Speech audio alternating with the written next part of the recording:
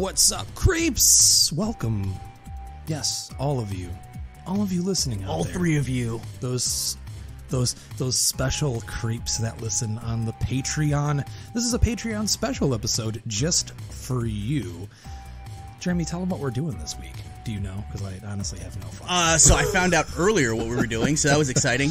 We're doing top 5 favorite monster movies from the 80s, which was insanely fucking difficult, man. Like, when this topic was thrown out, I think, was I the one that threw it out?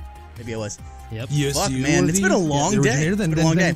Yeah, B-Ratty, took it and then he ran with it, and yeah, so it was great. This was difficult because, like, there's so many subgenres that, like, I started getting way too nitpicky with it, and you guys brought me back down, and you were like, no, this still counts as a monster, and I was like, okay, because there's a lot of subgenres, so it was tough, but I think we got.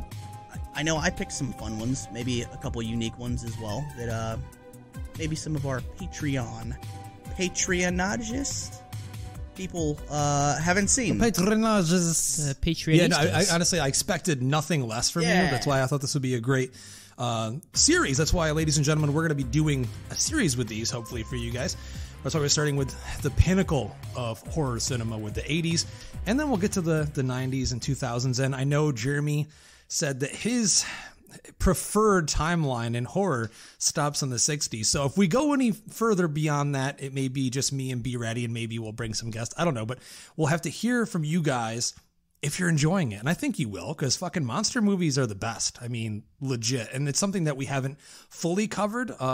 B-Ratty and I did our top 10 vampire flicks, which, vampires do count. But as Jeremy said, I did my best to try to differentiate and keep things separate in some, because we just did vampire. So I'm like, I'm going to try not to, repeat myself. See, I got way too nitpicky with this because I was like, well, like, yes, a vampire is a kind of monster, but, like, I feel like the vampires are a thing of their own. So, like, I'm just telling you that I didn't choose a solo vampire thing because I was like, I feel like vampires is its own subgenre.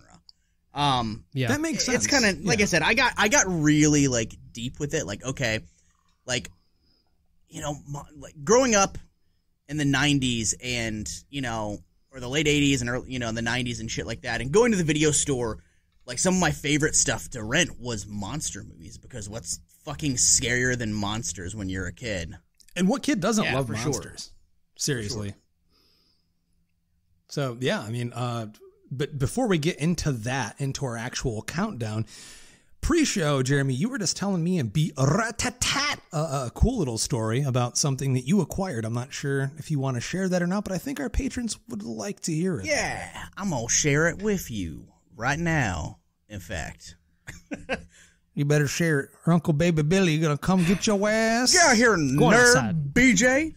My name is TJ. Get out here, nerd. Fucking dude, Walt Goggins. God damn, I love that motherfucker. The best. Like, dude, he can play any fucking character. I've said this for years, and I know I've probably said it on the show. I want him to be the next Freddy Krueger, man. Like, when they go to make... He'd be great. When they go to make another Nightmare on Elm Street, dude, fucking hire Walt Goggins. That motherfucker would be terrifying, and he's such an incredible actor. Because let's face it, guys, we all want Robert Englund back. Probably not going to happen. He ain't coming I back. don't want him But back, here's the thing. If Walt Goggins does Freddy, he has to do it in the Baby Billy voice. Go on, Nancy. Go on, Nancy. Get your bitch ass out of here. No, it's funny because... Come on now. I'm your boyfriend. He elevates, like, even the shittiest thing he's in. And I'm not saying the new Tomb Raider movie with Alicia Vikander was shitty. It was actually pretty fun, but it wasn't a great movie. But he, as a villain, dude, just chewed scenery, and he just made it, like, that much better of a experience to watch. So I love that idea. He's young enough, too. He was and in the face structure, man, the height, his everything. fucking eyes, like, just his facial structure is like... There's something about him that just looks kind of sinister. I don't know. Yeah. But yeah, so back on track. So back on your story. I used to collect movie props. Had quite a few of them. I've owned some really fucking ridiculous ones over the years that, like, if I would have saved all of them rather than selling them and acquiring more stuff. Like, that's one of the downfalls of being a collector, is that you're constantly looking for the next piece. And I enjoy being married. So it's like, all right, well, obviously, I can't just bankroll all these fucking things that I want, because my wife will leave me or kill me or leave me after she kills me. That is a rarity, I have to say, Jeremy. A man that enjoys being married. I do. It's a Look fucking, at you. it's a good time, man. So, I'm just gonna go on record in case my wife listens to this. I love being married too. So yeah, go ahead. Yeah, on record, my wife helps me edit the show. Yeah, you already know what I'm. I love your wife too, bitch. so it's cool. So, over the years, I've let some movie props go, and my main passion, as you guys know by now, is autographing. So that's an expensive hobby in its own. So over the years, some of these movie props have just started to look like money that were laying around my basement. Like, oh, look at that money right there that I could sell and buy these other autograph things that I want. So I've kind of sold off my collection over time. Guys, I got pulled back in. I swore I was done with movie props or like production items from films. I swore that I was done. I was like, just focus on autographs. That's your shit. Motherfucker, you swear you're done with something at least once a week. Now you're starting to sound like my wife, goddammit. That's what she says. She's like, Jeremy, shut the fuck up. You're never retiring from anything as far as collecting or your hobby. You're in it for life. Just accept it. That's why never say never, my friend. Never say never. That's right. So, yesterday, I'm on the eBays, and that's a fucking dreaded place, man. When you're a collector, and you don't want to spend money, stay off eBay, because the worst possible timing is always when you're going to find something that you're like, fuck, that's amazing, I want that.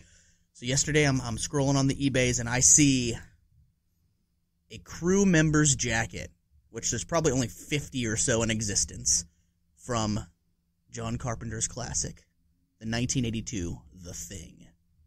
You guys know I love this movie, so the jacket's fucking beautiful. Funny enough, the owner of the jacket was the production designer from Gremlins. So he didn't work on The Thing, but I guess he was also a bit of a collector. So him and other, film member buddies would often trade crew jackets and things like that. So he owned it, and he unfortunately passed away last year. And a bunch of his collection. His name was John Hora, Hora. So he was a famous DP or whatever, and not double penetration. I saw the look. I saw the look, Brady. Yeah. I saw the look. With his name Hora and then DP, I was like, wait a minute. Yeah, wait a minute. This is not adding I think up. we watched the wrong movie. So anyway, a bunch of his crew jackets, there's a bunch that are still on eBay or whatever. So this one caught my eye, and I was like, fuck, man, I gotta have it. So I took a couple movie posters, and I was like, you know what? I'm a moderator in a poster group. It's called Autographed Movie Posters, AMP. And so I was like, I'll throw a couple autographed posters on the Facebook page, and if it sells within an hour, it's meant to be. I need to own this jacket. It sold so quick, man. I sold a full-size original Stallone Cobra poster signed by Sylvester Stallone. It's a beautiful poster. It is a beautiful poster with a beautiful, humongous Stallone signature. That is my favorite Stallone poster. It's the best Stallone poster. And one of my favorite Stallone movies it's, of all time. Crime is a Disease, Meet the Cure, Cobra. It's fucking amazing. But, again, like I said to you guys earlier, and then we cut the conversation short because it was like, hey, this would be really good for the show, so why don't we save it? So let's pick it back up exactly where we left off. If I was in a room and there was a Stallone-signed Cobra poster and there was a John Carpenter's The Thing crew member's jacket, what am I walking out with if I have a choice? The Thing jacket, man, 100%. So, I grabbed the Thing jacket, which is fucking rad.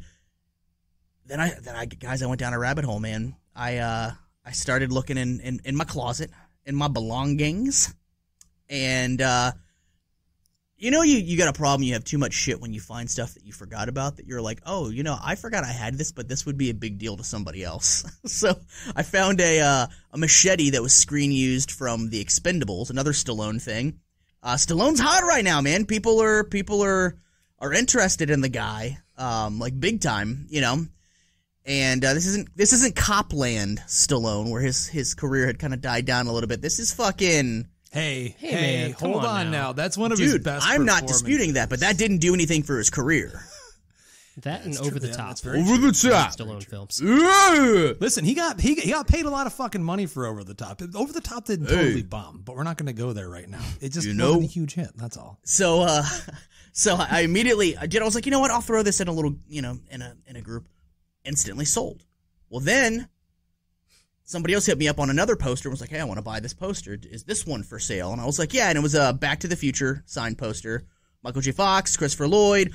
Not, you know, I enjoy it, but not really in my wheelhouse for what I collect. You know, I typically stick to horror. So, you know, it was just a poster that I've had for a few years. And I was like, you know, I feel like I could let this go. So I sold that. Next thing you know, an original Mike Ploog, John Carpenter's The Thing from 1982 storyboard, sketched in pencil and signed by Mike Ploog. Mike Ploog is a very, very famous Marvel comic book artist that did all the storyboards for The Thing. Finding these storyboards now is very difficult because the hardcore The Thing fans have acquired all of them, and very rarely do they ever pop up. And when they do, they're stupid fucking expensive for two reasons. It's The Thing, and it's Mike Ploog, who's, like I said, you know, he created Werewolf by Night for Marvel, which I heard is getting an adaptation of some sort. And he did, you know, like Man-Thing and shit like that. So all of a sudden I'm like, okay, now I own a crew jacket and a storyboard from The Thing. This is fucking awesome. Well then, next thing you know, I have a soft spot for 2011's The Thing prequel. I do. You know, I don't fault the people. We didn't even say anything. I know. How you were like, I know, but you know why I said that is because I know that the fucking the people listening to this, they're like, fuck that movie. But I don't fault the filmmakers for that film. They went through painstaking fucking research, and every fucking detail was perfect with the Norwegian camp, with the bodies, how McCready found them in the 82 film, to what actually happened, and you get to see their demise in real time. I love 2011's The Thing. I think it's fucking great. I feel like it's a perfect precursor to Carpenter's film. It sucks that the studio chose to glam it up by putting CGI over the practical effects. Those effects, bro. Those practical effects, I have to say, when I saw the images of them after the fact, there's videos. There's videos on YouTube. Type in 80i, which is Tom Woodruff, a.k.a. Pumpkinhead. That may tie into some discussions later on this episode. But Tom Woodruff and Alec Gillis of Monster Squad and Pumpkinhead and Tremors fame, they did all of the practical effects in 2011's The Thing. So 80i, look up YouTube 80i The Thing on YouTube. You can watch before they slapped CGI all over it, you could actually see some of the shit. It's really great. But it was just so painful for me, so that's why I didn't. Oh, you should watch really it. Go deep. It's great. All right, it's great. Maybe. So all of a sudden, I find a screen used The Thing leg from, remember like when it was like the big insect thing, and they fucking burn it, Elizabeth Winstead is there, and they're like doing the autopsy of it. So like one of the legs in that scene, I also now own that because I flipped all these posters and this prop and shit like that. So next thing you know, I woke up yesterday morning with like nothing production used from any of the Thing film, and then I went to sleep last night with fucking like three items. So it was, it was a good day for me yesterday.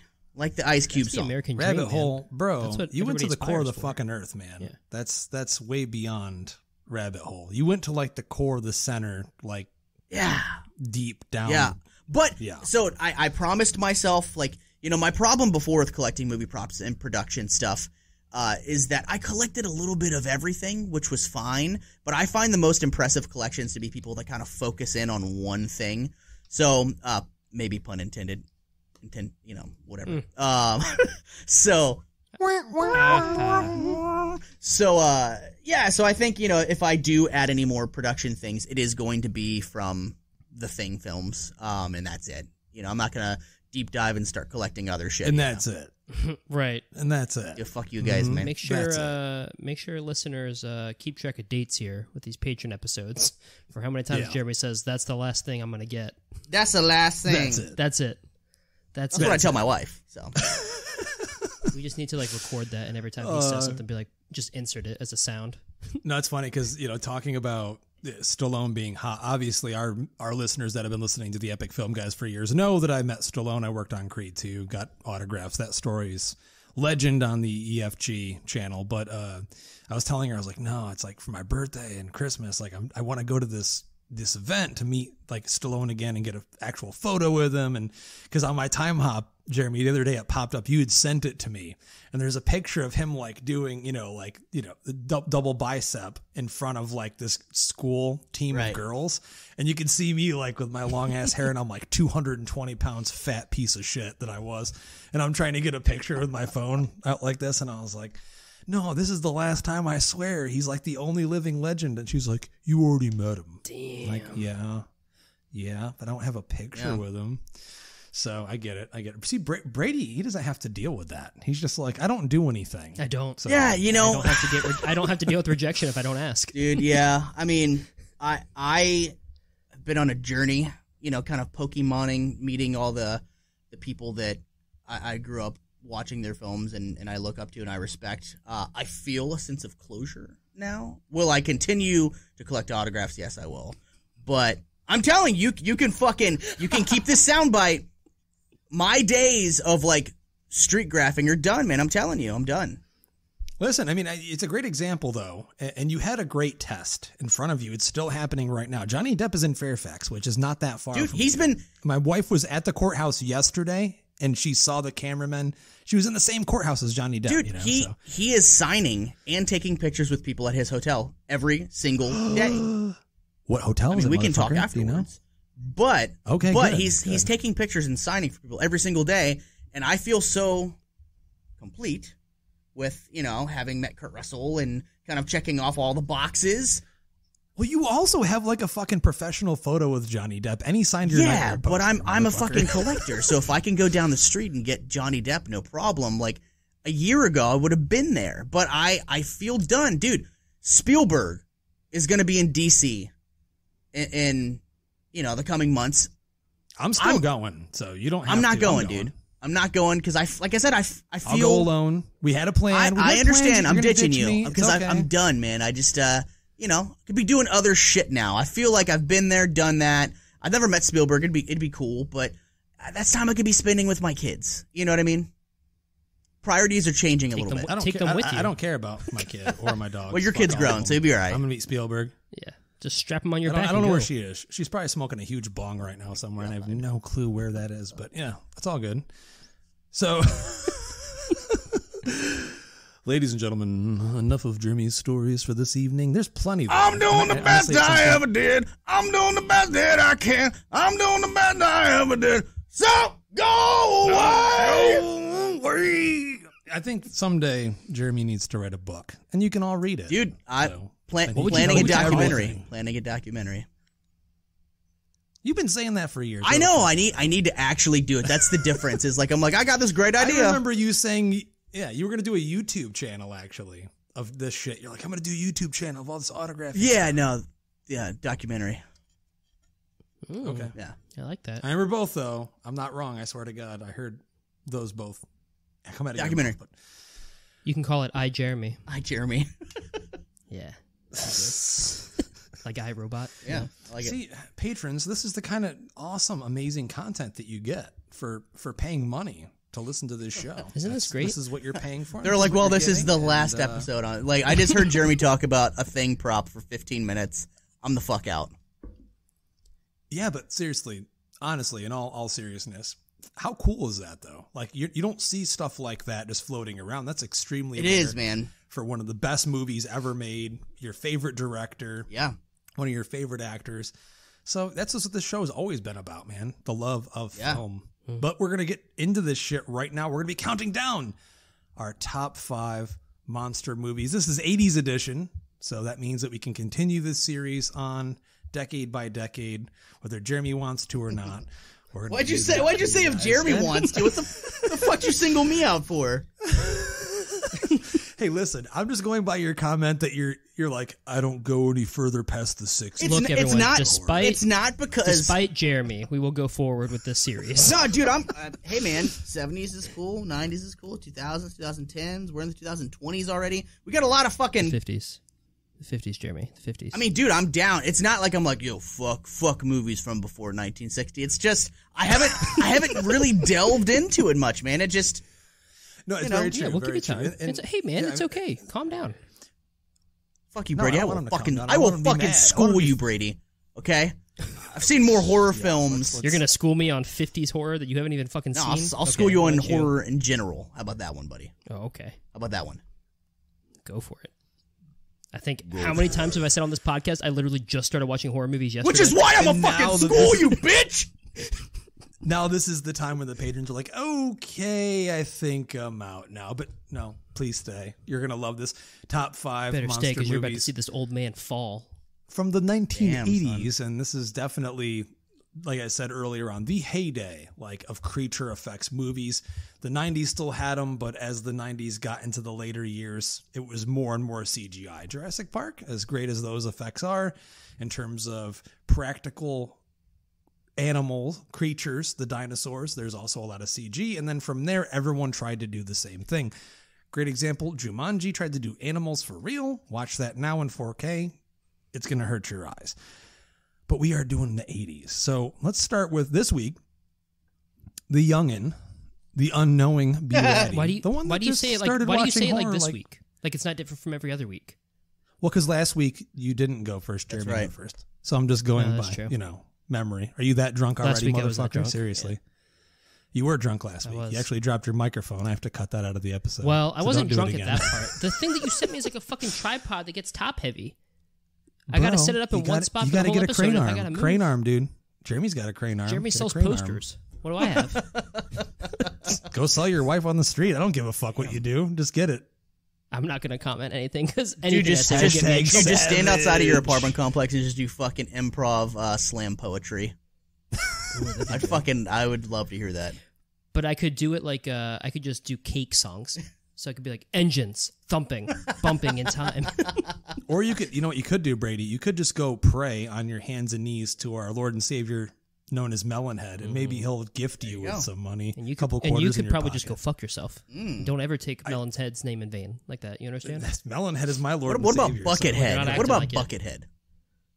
Who the fuck is that? The fucking dude that he wore a Kentucky Fried Chicken that guitar player bucket on his head. He was mocking Slash. That was his thing. Mr. Metal over here. Didn't Buckethead play in Guns N' Roses? He played with GNR. Yeah, he did. Yeah. In the later years with just Axl, when there was no other member of Guns N' Roses except for Axl. Guns N' Roses, even though it's Guns N' Roses. Well, he owns the name, so he can have anyone he wants to. And he chose Buckethead. A guy that wore a fucking KFC bucket on his head. I'm not joking. Look, dude. Wes Borland has been wearing God knows what since the 90s, so... That's Wes Borland. I guess it doesn't matter. I have a picture saved on my phone of Wes Borland that I look at every day that it's just great. It's him making one of these faces. Dude. And it's got the red and the white. He just performed with Danny Elfman at Coachella. That's fucking insane. Yeah, I saw that. He did. Danny Elfman's another crazy fucking character. Great performance. I'm super bummed. What a I didn't strange tell you this, looking human being. I'm just going to go ahead and say that. He is. Talk about you're creature right. No, features. he is. Dude, his sister-in-law friended me on Facebook because I run, you mod a fucking autograph group. I mod a Batman group, and she joined it, and we were commenting back and forth, and she friended me, and I was like, yo, hook this shit up. Get him to do a show near me. Also, asked about autographs and stuff, and she's going to ask. Oh, that's rad, dude. Danny Elfman or Wes Borland? Yes. Not Wes Borland. Okay, don't say it like that. No, I'm just saying, it's Danny Elfman, man. One of the best composers and musicians of all time. And it's Wes Borland, one of the... number 5. We're starting with... What's the number? What's the number? 17. Number 5. We're doing a top 5. Then we can do our honorable mentions after the fact. Brady, this is a very hard subject, like Jeremy said. Yeah. Number 5 monster movie. So, I want to preface this by saying that for these monster movies, we decided not to do anything really with ghosts or overtly demonic possession type stuff. So, yes, Evil Dead's in the 80s. Yes, it's a big thing. It's not going to show up in any of our lists. There's also a couple other movies that we talked about that aren't going to show up on the list because they're automatically assumed to be number ones, like Jeremy's favorite movie, The Thing. Like, that's probably not going to show up on this list. So I'm sure that's a great movie out there. I know it's a great movie, but I'm sure it's on everybody's list. You better correct yourself, motherfucker. It's not going to be on here just because it's like a cop-out. Yeah. That being said, 100%. Coming in at number 5 for me is from 1980 with the tagline, "Between life and death, there is humanoids from the deep." Also titled Monsters. A Roger Corman production. Style. Holy shit, dude. Yeah. Both part Jaws and Creature from Black Lagoon. Also some slasher aspects in there. This movie's a lean, mean, sleazy machine. All around cheesy movie about a fishing town being preyed on by a monster made from a failed science experiment. In my description, it's very sleazy. The nudity is just insane in this movie. Like, definitely Corman special. It's literally fishmen raping women. Like this, raping women. This movie is fish monsters. All right. Well, when you say it like that, all right. But they get away with it because they're fishmen. Yeah, they're not normal men. Could you imagine, dude, rape monsters. obviously is not funny, in the slightest. But no, it's not. Dude, could you imagine, I got fucked by a fish? Yeah. I didn't realize that was happening when I was watching it for the first time until the end, which is also completely bonkers. But the thing that got it for me more than anything was that ventriloquist doll in the tent, who that girl's like so ready to fuck. And she's like, oh, maybe I'll have a three-way with this doll. And he's like, you want me to show you my my long wood stick? And she's like, am I going to get splinters? I was like, okay, what am I watching here? See, but the thing is, though, seriously, in all seriousness, and I have to say that, I have to preface everything I say with that because everyone wants to be fucking canceled and cancel me, motherfuckers, and let's go. You're toxic, man. You're saying whatever, literally. It's not like they set out to be like, we're gonna make a fucking vicious rape movie. Right. They're like, no, what do the monsters want to do? They just want to fuck, and there's these hot bitches around. And that's what they did with it. It's not intentionally trying to be politically incorrect. Yeah, I think the difference, too, is it's not like a fish monster movie in the vein of Last House on the Left or I Spit on Your Grave. The tone. It's not mean-spirited. Yeah, exactly. The tone is everything. Tone and context is everything. I have to say that on Twitter every day, which people don't understand that. But that's an amazing pick, which I did not expect to hear on your list, I don't think you've really lived until you've seen this movie. I love this movie, I think the ending is also kind of a straight-up rip-off of Aliens, but that's fine. I still liked it. And then the creature design is done by Rob Bottin. Bottin, sorry. Bottin. Did The Thing, The Howling. It's a quick little fun watch. Comes in at 80 minutes. Definitely worth it. Dude, epic pick, man. I love this movie, and, real quick, talking about autographs and shit like that, Chiller Theater... I knew it. No, I fucking wish, dude. I fucking wish. So Chiller Theater is coming up. He just sold it. Yeah, I just sold it. I bought a fucking... I got nothing. So Chiller Theater is coming up, and, usually Chiller Theater, it's either they have, a handful of people that I'm like, fuck, I gotta go. I need these people. Or typically they have, nobody that I need. Their shows are either hit or miss for me. Dude, there is only one name at Chiller Theater that would make me want to go there. I'm not going... But it was an actress, and I can't recall her name right now, that was in Humanoids from the Deep. And I was like, dude. She was one of the main stars of the film tour. I was like, dude, god damn it.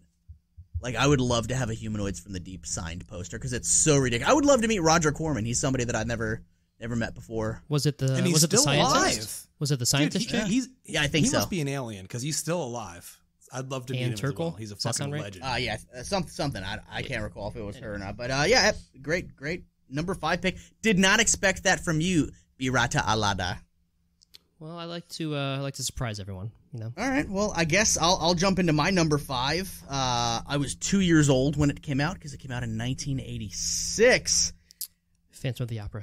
So I was making sure it wasn't the same as my when the pandemic was Oh. fucking insane and nobody was leaving their houses, me and a couple buddies would Skype, Zoom, hang out, and we would watch movies. And it was just what we did. And this was a movie that I had not seen until, 2020. And I fucking love it. It's fantastic. It's a movie called Neon Maniacs. Ooh, I haven't heard of that. Dude, so the plot of Neon Maniacs is a group of teenagers in San Francisco discover a nest of homicidal monsters living in a tower at the Golden Gate Bridge. But when they try to tell authorities, no one believes them.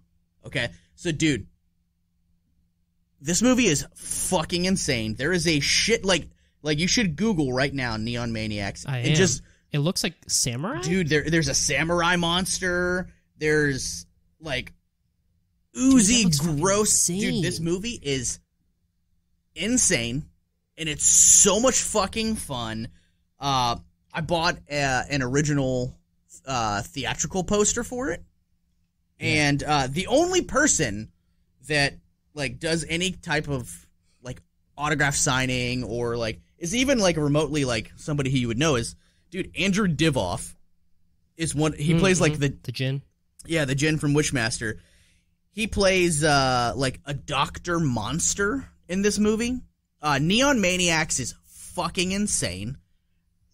It's great. I can't remember when you told me, but when you told me to watch it, I fucking watched it, and I were texting you, this is the greatest thing I've ever seen. It's so much fun.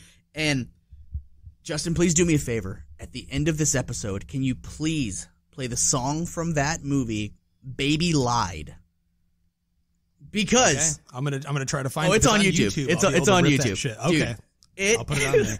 I think the song was written, like, by a band just to perform in the movie. The song was fucking amazing. So not only is this batshit insane monster movie with all these different kinds of monsters with these high school kids that nobody believes them, that there's these fucking monsters going around killing people. There's a badass song in it too. Number 5 is Neon Maniacs. Listeners, please do me a favor. You will not regret it. Watch Neon Maniacs. It's incredible. Everything I'm looking at kind of seems similar to, like, Street Trash. Yeah, it's completely different. Completely different, though. It's a lot more of a straightforward, fun 80s monster movie. I'm praying. I've been waiting for, like, a proper high definition release of the movie. Because when I watched it was just a VHS rip, but definitely check it out. I remember watching it. Again, I always love these recommendations like, yo, bro, have you ever watched this? And I'm like, never heard of it. And then when you go to find it and you're able to actually find it and you watch it and it's fucking epic and amazing how exciting that is. You're like, oh my God, like to find something that you've never seen, it brings you back to that moment you were that kid in the video store, like looking at that cover, renting it, going back to your grandma's house, watching it and loving it, you know? And then being able to go the next week to school and tell kids about a movie that you know they'll never fucking watch, but you loved. So great fucking pick, dude. Yeah, this is, I'm gonna have to check it out. Doing great. 2 movies I did not expect to hear on the list yet. Mine, it's slightly generic. This is actually a movie that I went to see in the theater with Jeremy. Wolfman's Got Nards. I had to put on the Monster Squad, Fred Decker's iconic 1987 classic. Monster effects by Stan Winston. I mean, it's got literally every fucking monster in it that you would want to see in it. It's got fucking their version of Gillman. It's got Frankenstein's monster. It's got Wolfman. It's got Dracula. One of the best, if not one of, like, my top 3 Dracula interpretations, live action versions ever. Doesn't get enough love. And Jeremy, we went to see a anniversary edition screening of the movie with some of the cast. We got photos and autographs for free, dude. I actually got for free. I got to we at Alamo booked Wolfman's Got Nards, which is the documentary about Monster Squad and the fans of Monster Squad. And I actually got drunk with Andre Gower and on whiskey on his dime, and he was one of the coolest, kindest, amazing people I've met that was in one of my favorite movies. And that's why when he had his scare with his heart attack, I definitely made sure to contribute to his GoFundMe and do everything I could. Because this movie, literally, and I wish that I came to this movie as a kid. I did not. I saw it much later. I was a teenager, so I wasn't like a young kid. We all know how the release of this movie happened. You know, the studio did not back it. They didn't have their heart in it. And I wish they did, because this should have been a huge hit. It is now, Decker, man. which is cult classic, which is insane. Like, dude, apparently this is a very autograph centric episode for me, because I'm talking about autographs a lot. But right now, motherfucker, you have everything though. Well, you have everything. So right now, thank you very much. It's so wild. Like the autograph market for Halloween has plummeted because there's been so many private autograph signings over, you know, the pandemic and shit like that, to where it's like getting a cast iron Halloween poster a while ago, you'd be paying fucking top dollar, to where now nobody's really paying that for Halloween pieces. But dude, Monster Squad pieces are flying, dude, man. It's insane. Like these cast iron posters that are not even on original posters, they're going for like $750, like $800 to $1,000. Like Monster Squad right now is hotter than it's ever been, man. Which is because our generation is showing it to other generations, and people are latching onto it. Exactly. That's exactly what I was going to say. I mean, my daughter, when she was like 12, dude, it was before I showed her A Nightmare on Elm Street. That was her first hard horror movie that I ever showed her. But before that, I was like, I want to show her something that I think she'll enjoy. She loves Monster Squad. When I showed it to her, she wanted to watch it again like the next day. That and Killer Clowns from Outer Space, which may or may not show up in a little bit. But not to be... so my number 5 is the Monster Squad. Not before we get away, not to be super morbid, but do you think that has anything to do with him suffering that really bad heart attack last year? As far as the autograph shit going up? Yeah, like maybe people are like having a reaction like, maybe we'll never get it. No, because he's made a full recovery. People know about that. So, you know, I don't think that has any bearing on it. You know, to be morbid, had, you know, God forbid something happened, yeah, like absolutely. The first thing people do is they go to eBay and they buy it. They buy the stuff before the eBay sellers can take it down. A good seller would still sell it. A bad seller would refund you your money and jack the price up. But that's typically what happens, man. I mean, just like, you know, anytime a celebrity goes, instantaneously, the eBay sales go insane. You can watch it. Anything regarding the actor always goes crazy. But yeah, so that's my number 5, B-Ratty. Back to you, young man, for your number 4. So I don't know if it's because I'm getting older and I'm struggling with the fact that I'm getting older. But bitch, you ain't even 30 yet. Lately, I'm older than Kurt Cobain was, so thank you. Lately, I've been getting these weird... You guys probably had it, but... Boners. Like, you get a smell of something... Well, I always get those. Let's just say, like, you smell menthols, right? And it takes you back to someplace. Yeah. So, like, I was walking the other day, and some dude passed me on the sidewalk and was smoking our Marlboro Red, and it took me back to... You mean the Prowler screening when we were smoking in the hotel? It took me back That's to, what like... it brought you back to? Like my grandparents' house. And I was like, oh man, this is weird, but it's been happening a lot lately. So there are movies that do that for me. And in terms of like rewatchability, I put them on my list, but one specifically that I'll use as an example is like Halloween 4. Whenever the title sequence for that, the opening title sequence happens, it's immediately, I'm 13 years old, trying to hide what I'm watching on AMC Fear Fest, middle of October, watching On the Countdown to Halloween. So it's movies like that make my list a lot, and my number 4 is no different, with the tagline, it started in May in a small town, and every month after that, whenever the moon was full, it came back. Silver Bullet. I knew it. It's low, but I knew it was going to be on your list. I love this movie. It's, you know, I'm a huge Stephen King fan, and it's adapted from a really great novella he wrote called Cycle of the Werewolf that was illustrated by Bernie Wrightson. Great fucking book if you guys can get it. But this is just so good, and it does a great job of balancing like that horror aspect with the comedy, where I don't feel that it goes over the top too many times, other than Gary Busey being Gary Busey. But there's Drunk Gary Busey. You can't beat Drunk Gary Busey. I'm Gary Busey! Like, specifically, there's a scene in there where all the men from the town are hunting this beast that killed a bunch of people, and there's fog everywhere, and they keep getting picked off one by one, and by the bear wolf, and one guy gets dragged down, and then the werewolf starts beating him with his own bat, and it's funny but also like menacing, you know, in that sinister kind of way. I just really love it. Corey Haim, you know, really was showing his chops here. I think Gary Busey is great all around. Everett McGill as the Reverend / werewolf is also menacing. And that was the first thing I saw him in. And then a couple years later, I watched Twin Peaks, and I was like, oh, he's werewolf. Amazing in Twin Peaks. Yeah. He's totally different, man. He's super menacing in Silver Bullet. And also, it's got a kid named Brady in it. So I got to have that on my list. He gets killed, but, you know. He's also a piece of shit. So at least you can relate, right? Shit, right. His dad wasn't watching him either. So yeah, that's number 4. You can relate even more. Dude, Silver Bullet is such a fucking great movie.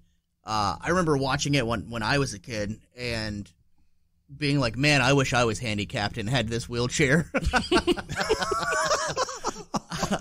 Like, dude, that wheelchair was badass. Or I'm like, I mean, fuck walking. Fuck walking. That shit I for real went 30 miles per Yeah. hour, man. It went 30 fucking miles per hour. Like, for real. And they actually had Corey Haim in it, and it actually ran 30 miles per hour. Like, those scenes where he's going down the street, that ain't no stunt double. That's fucking him. So this is going to be really politically incorrect, but Stephen Hawking was supposedly the smartest man in the universe, and he couldn't make his wheelchair go that fast. I'm just saying. Facts are facts, bro. Just saying. Facts They are made facts. one for a movie.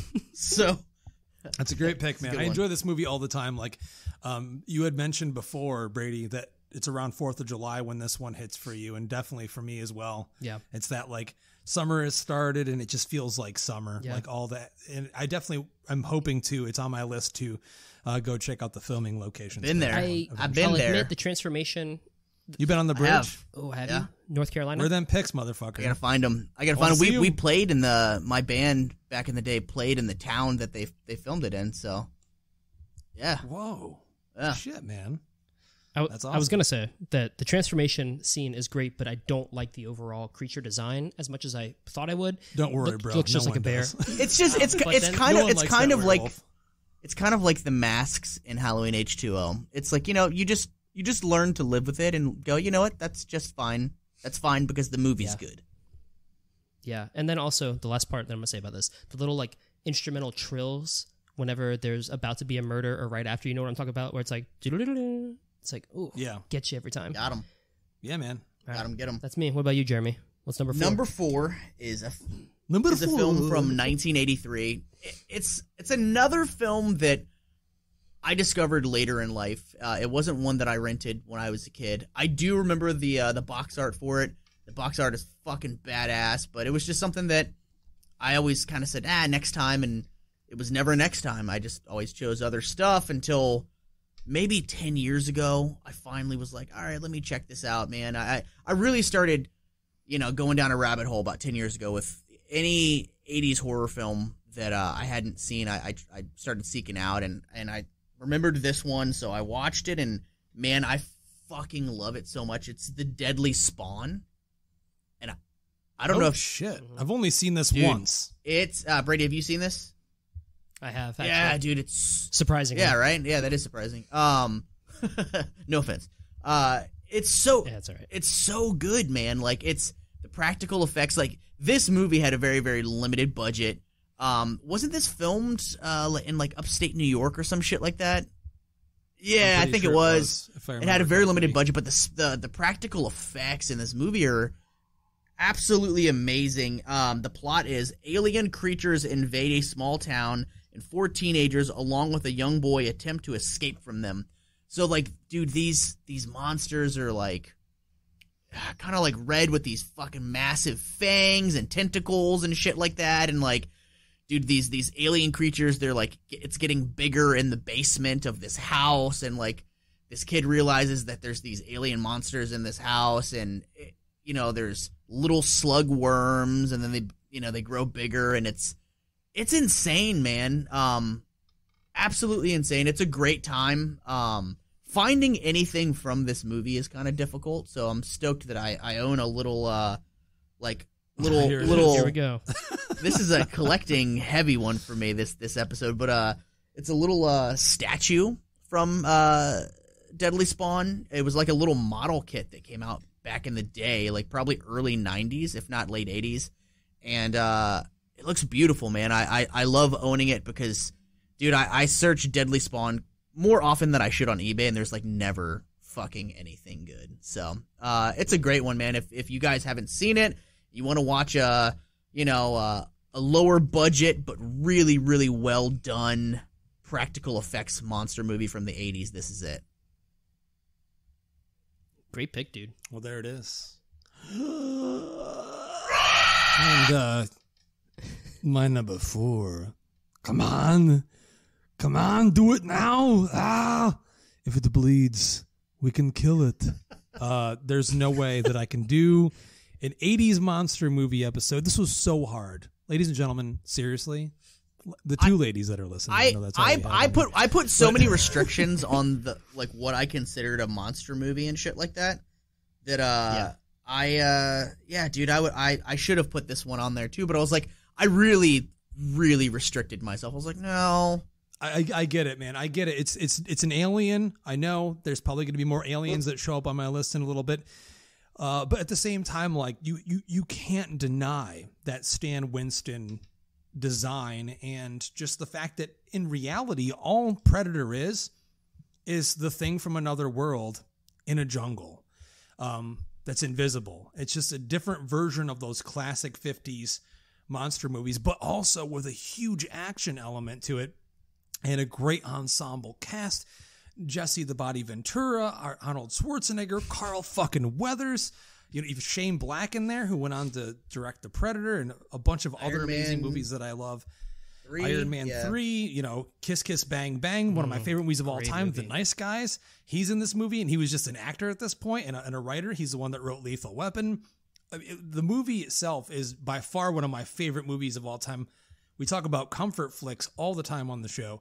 It's weird that I've never actually reviewed Predator on Epic Film. 5 out of 5, bitch. Episode on Podstalgic with my good friend Pete a few years ago, which actually did really fucking great. Because this movie, Jeremy, we know that you and I are on the same level when it comes to Arnold. You as well, Brady. We all met Arnold Schwarzenegger together. This is definitely by far a top 5 Arnold movie. And like I said, it's a different version of what a monster movie could be in the 80s, because this is like an action spectacle. This is man versus monster. Whether it's alien or not, this is a giant fucking creature. Would I be putting this movie on my list had Jean-Claude Van Damme finished the movie with his version of the creature design he was in? No, motherfucker. But here we have it. It has to be on the list. It is one of the best action movies and best creature movies of the 80s, so it had to be Predator from John McTiernan in 1987. Real That's quick, my number 4. Go around. What's your favorite line from Predator? Your favorite one-liner? Dylan, you son of a bitch. That's good. What's the matter? See how you get you pushing too many pencils? Actually, mine is, oh my God, every single time it happens, I laugh out loud, whether I'm sober, drunk, high. He throws the fucking machete at the guy and he hits the wall. It's like, stick around. That's my favorite scene in the whole movie. It doesn't even involve the Predator. It's just when they fucking take out that camp and it's like, oh shit, we killed a bunch of innocent people that had nothing to do with why we were here, but fuck it, we fucked them up. Yeah, no, that's a great one. I think mine has got to be the iconic, I ain't got time to bleed. Oh yeah. By the body. But yeah. Again, there's a lot of lines in this. Jesse Ventura's line, we can't really say anymore because you'll get in trouble if you say that word, but there's a lot of great one-liners in that movie. One of the best movies ever made. Fuck anyone that says otherwise. Yeah, agreed, man. My number 3 is one that actually Justin showed me for the first time last year after we went out and got drunk at our favorite Jimmy's Tavern and came back and he was like, "You've never seen this fucking movie?" And so he popped it in. Did I yell at you about it? I probably did. Yeah, you did. Tagline is, it's crazy. Wow. Killer clowns from outer space.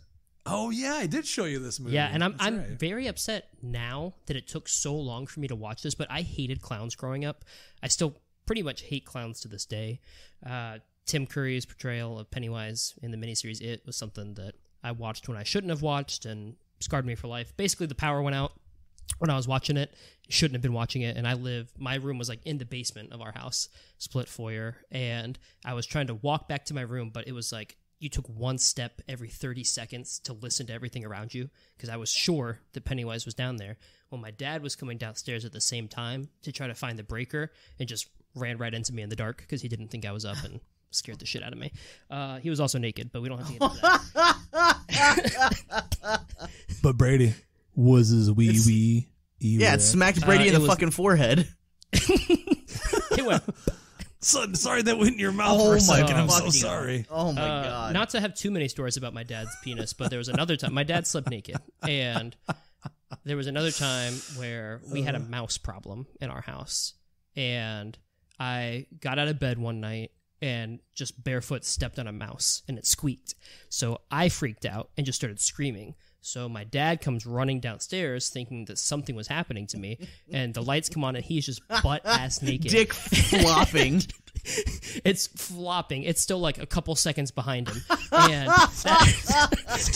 that mouse is on the floor, and he just locks eyes with it. It gets on his hands and knees and starts trying to swat at it with his hands.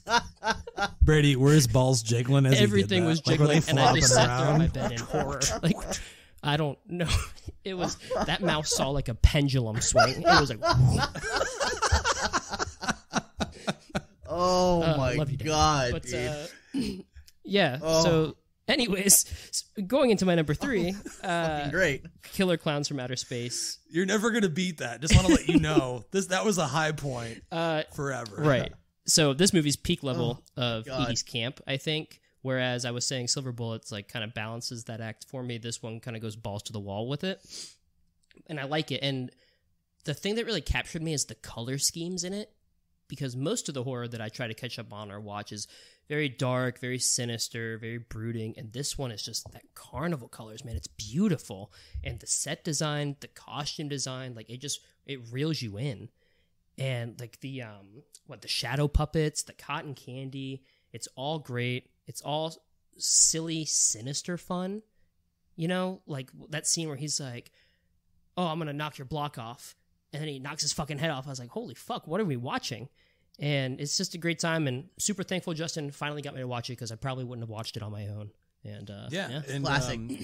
Perfect example of a true monster movie, because the Chiodo brothers, when they made this movie, they were homaging the movies they got to grow up with. They were seeing at Saturday matinees, those 1950s, monster science fiction movies. I mean, let's make it clear that the clowns are aliens, but they're in the appearance of clowns, and they take that element and that theme to the top. It's just absolutely one of the funnest movies. I know Jeremy is a huge fan of this movie. I mean, I can see one of the killer clowns behind his head right there. I know you love this movie. I do. I fucking super love this movie. And I turned my head to the right, and I'm looking at a life-size one over there as well. That, it's the one that you talked about. Yeah. Dude, I'm still just holding out hope, because they've teased us a sequel for so many years. I know Sci-Fi Channel acquired the rights to it. They made that Slumber Party Massacre, kind of reboot, and they had mentioned that they were going to do a similar thing with Killer Clowns. I hope it fucking happens. We need more killer clowns in our lives. But I'm going to go ahead and jump into my number 3. After a bizarre and near-deadly encounter with a serial killer, a television newswoman is sent to a remote mountain resort whose residents may not be what they seem. I am talking about 1981's The Howling. Oh my god, what a great pick. I love this movie. I've always loved this movie. This is one that I for sure grew up watching. People argue about what's the best transformation scene. Is it American Werewolf or is it The Howling? And you're kind of usually one or the other. I prefer The Howling because I love this movie a little bit more than I love American Werewolf. You've got Dee Wallace. The mom from fucking E.T., you have her husband, Christopher Stone, that's in it. It's directed by Joe Dante, right? It's fucking incredible, man. I love this movie. And the movie is fucking weird. It's not your typical, like, it kind of starts off as one thing, and then it turns into something else. Like, you're watching this movie where it's like this creep serial killer that's on the loose, and then all of a sudden it's like a werewolf thing. I don't know. I love it. I think it's wacky. This is one property that it's always been amazing to me that the sequels are so wonky as fuck, right? Not one of them. Not one of them is very good. Some people will argue with you that some of the sequels are great. I only truly love the first one. I can't even fucking watch the second one. I'm sorry. Like, I was gonna say, I think the second one is probably the you. biggest disappointing horror sequel I've ever seen. Yeah. So I mean, I don't know, man. I love this movie.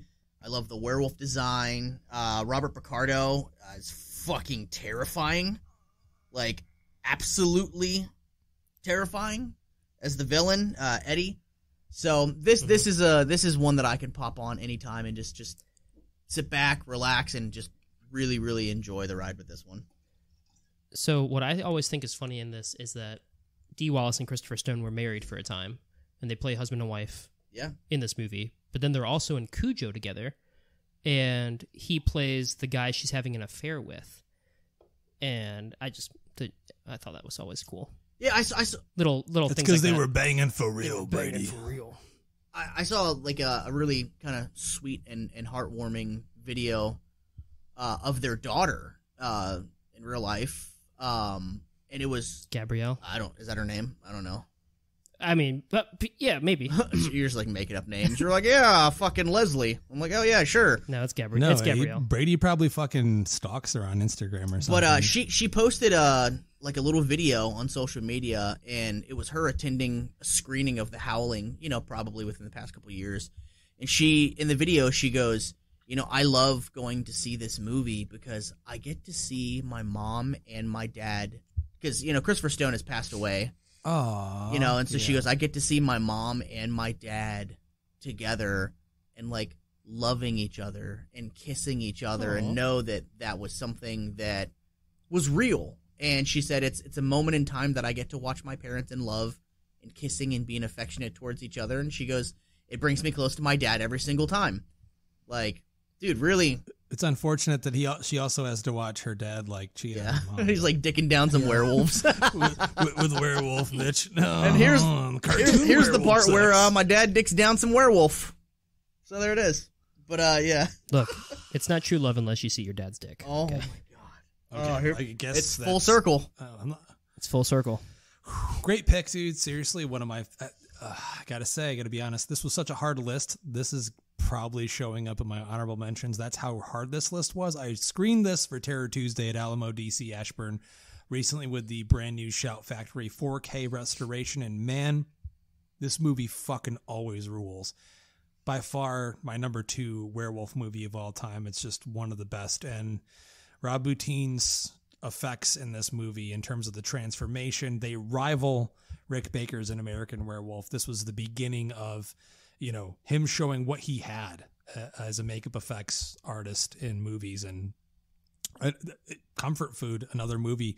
It's fun. It's got an upbeat tone, but the stuff that's scary, it's always scary. Great, beautiful imagery, and another Roger Corman alum. He came from the world of Roger Corman, so great fucking pick. And yeah, here I go again. Here I go. Your pick was a Joe Dante movie, and Bright Light. Yeah. It's got to be Joe Dante's Gremlins from 1984. Gremlin effects by Chris Wallace. Could I actually do a list without including one of the best creature features of all time? It's fun. There are moments of fright, but it is overall a family comedy with monsters in it. But it's one of the best. Literally, there's stop motion animation in the movie. There are puppets. There are animatronics. I never get tired of watching the behind the scenes. There should be a lot more. There should be like a full 3-hour documentary on these movies. But there's only like 2 30-minute segments that they've included on the past couple Blu-ray releases on these movies. It's just so fucking, I mean, literally, when you think about what had came before this, dude, like pre-Gremlins, then post-Gremlins, like creature effects after this movie changed completely. Like every movie tried to throw in some kind of cute fuzzy creature or tried to have like a scary puppet of some kind. It was just, E.T. was the precursor, and then you had Gremlins, and then it was like all bets are fucking off. I mean, this movie, I watch it every Christmas season. I know you're a lover of this movie, Jeremy, as well. It's dude, it never gets old. And I myself, because I did a double feature at Alamo of the first and second film together. I like the second movie, which Rick Baker did all the Gremlins on for that one. But it's just such a blast of a movie. And when I look at it, it's the pinnacle. It really is. Like, there's no way that if they ever made a sequel or any kind of movie like Gremlins now, they would never hire like 100 puppeteers and have like the scene in the theater of all of them watching Snow White and the Seven Dwarfs. is the pinnacle. I mean, you're never going to get that. Well, dude, I was laughing because you triggered a fucking memory that I haven't thought about in over a decade, man. So I used to have a text message notification that was Gizmo singing. It was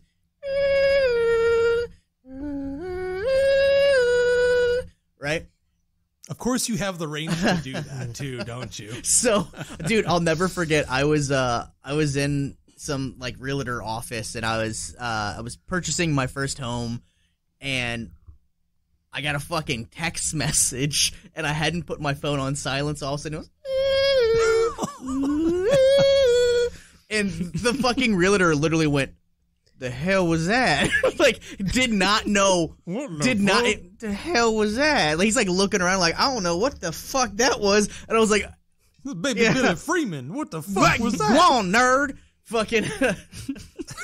So, I was laughing, dude, and I was like, "Oh man, it's my phone. It's from the movie Gremlins." He said, "I did not know what the hell that was," but like, dude, you talking about it just fucking made me remember it, and oh man. It's a good time. Also, you met Gizmo, motherfucker. You met him. Yeah, dude. You got his autograph. You met him in person. Quick one for you is I was at the Halloween 40 Years of Terror convention in Pasadena, California. They were filming America's Got Talent literally right next door to where the convention was. And we were eating lunch, and we got a text message, me and my buddy, that Howie Mandel was standing outside with some crew members. And we literally threw money on the table, ran out of the fucking restaurant like it was on fire, and ran like a bajillion blocks, got there, he was still there, and he did the fucking Gizmo voice for us, and I got a picture with him. It was amazing. Damn. Yeah. That's so fucking cool, dude. That's one of the best things about, those special features I was talking about, is they did interview him, and he's so proud of being the voice of Gizmo. That's why I'm so fucking sad that Secrets of Mogwai, the new HBO or whatever cartoon series, he's not voicing Gizmo. That's such bullshit. Dude, he came back for the fucking Mountain Dew commercial. Why wouldn't they get him? Zach Galligan. Why would you not? It's a travesty. Dude, he's alive. He can still do the voice and he loves perfectly. It. Like, he there's loves no reason it. to not get it. Like, yeah. All right, moving on here. B-Ratty. We're down to the top two of the top two. Yeah. Top two has already been mentioned, but I love werewolf films. And while I don't necessarily think that loving one of these means you hate the other one, I love both American Werewolf in London and The Howling. The Howling is what kind of takes it for me. I was talking to a friend this weekend, Kyle from Vintage Horror, and we were debating the two, and he's very much on the American Werewolf side of things, and he was saying it's just like comfort food to him because of the comedy and how lighthearted it can be at times. And I was like, well, I feel that way about The Howling for all the opposite reasons. I think I am drawn in by the plot more. Like Jeremy said, it's got a creepy-ass serial killer who targets Dee Wallace, and then she goes to this remote resort location, and it's just a cult of werewolves, which is also fucking menacing. And I just don't think it ever really lets up. Like, everything around her is crumbling. Even her husband shows up and ends up having an affair with one of the werewolves, and she's forced to fend them off. I think when you get into the psychology of it too, it's very fascinating. Like, it's the same reasons that I really love Sidney Prescott from the Scream series. She's a victim of this traumatic instance and then has to keep fighting through it, and it just shows a real resiliency, and I think Dee Wallace just knocks it out of the park. But Rob Bottin, as I've been told is how you pronounce his name, did the design and effects. I said it last week, motherfucker. Listen and next time. I just really think like, a lot of times you talk about Stan Winston, and we all love Stan Winston. Actually, it's Winstone. Winstone? Oh, I'm so sorry. It's Winstony. I'm sorry. Winstony. Can you imagine? Mr. Winston, can you sign this? It's actually Winstony, kid. I love the dinosaurs you made, Mr. Winston. Winstony. I don't know why I just did the Val Kilmer voice. Listen. I'll take a photo. No autographs today. I'll take a photo. But also that seedy, like, porno theater in the beginning. Going to hell. It's, like Jeremy said, it's a movie that brings you in thinking it's one thing, and totally turns into another. And every time that I watch it, I still feel like I'm about to watch some sort of like police thriller, detective thriller, and then it just takes you on a ride, and I just love it. It's comfort food. You turn it on. I think the transformation is arguably better, in my opinion, than American Werewolf. I don't think it's better. I think it goes on for way too long. But I would say it's equally as good. Give me that long ass transformation scene, dude. The fucking forehead, fucking bubbling. Sean Clark, who came on the show a few months back to review Halloween Kills with us, Jeremy. When he did his filming locations of The Howling, he homaged that transformation and it, in a sense, made a fun mockery of it at the same time, like showed some love to it. But it's funny because what he does is, you have to watch it. If you have not seen the Horrors Hallowed Grounds episode of The Howling, watch it, because he picks fun at how long that fucking transformation takes. Because there is like the same shot over and over. Yeah. Split second shot, like implanted, whereas, well, I'll get to American Werewolf in a few minutes. But for the reasons that people don't like the long drawn out scene, I love it. I think that it's just grotesque. I think that you're kind of put in the same spot as Dee Wallace, where she's just paralyzed with fear watching it. And well, we wouldn't. Yeah, you're right. And we definitely, Jeremy could comment on this as well. I don't think we would have gotten the visceral nature of the transformation stuff in The Thing had we not seen what Boutine could do in The Howling, and they really showcased it. I mean, it was literally that part of the movie where shit built and it was like times 10. That was the moment, that was the climax, if you will, when shit hit the fan and you're like, oh man, all bets are off. Like, this is where we're at here. And we had never seen a transformation scene like that before. So I do love it. I just, I get it. Yeah. Sorry. I think it's slightly too long, but it's not like it's a big deal. Yeah. Like, fine, fuck it. I'll watch 5 more seconds of, the face pushing out, and yeah, it's just surprising she stays there for that long, like watching, like, I don't know what I'd do. I'd probably piss myself. I'd jizz in his mouth. Then he just turns back into a dude, and he's like, "What the fuck, bro? His mouth's fucking jizz in my mouth, bro." Dude. I'm like, dude, did you really just do that? I might as well make. God damn! What did you eat for lunch, motherfucker? God damn! Is those fucking Newports? Just imagine being on the other side of the room, like, while he's transforming, and like, I wonder if I could shoot a wad in his fucking mouth. I want to try it from over here. And hashtag cancel Justin. Yes. What is your I want to shoot my dick into a werewolf mouth. All right, yeah. Well, he did have a longer throat during that transformation, so it probably would work out for you. Exactly. Brady's dad runs in, fucking naked, trying to swat him with his hands. Fucking just swatting at him. Get away from Brady! Get away! Come on, man. Don't do that to my dad. So my number 2, because we're in the top 2, man. 2. After a tragic accident, a man conjures up a towering, vengeful demon called Pumpkinhead to destroy a group of unsuspecting teenagers.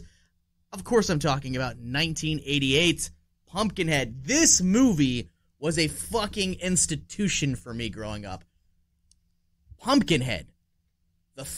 Being a small child, the name Pumpkinhead was terrifying. It was something that just the name, I was like, that's scary as fuck.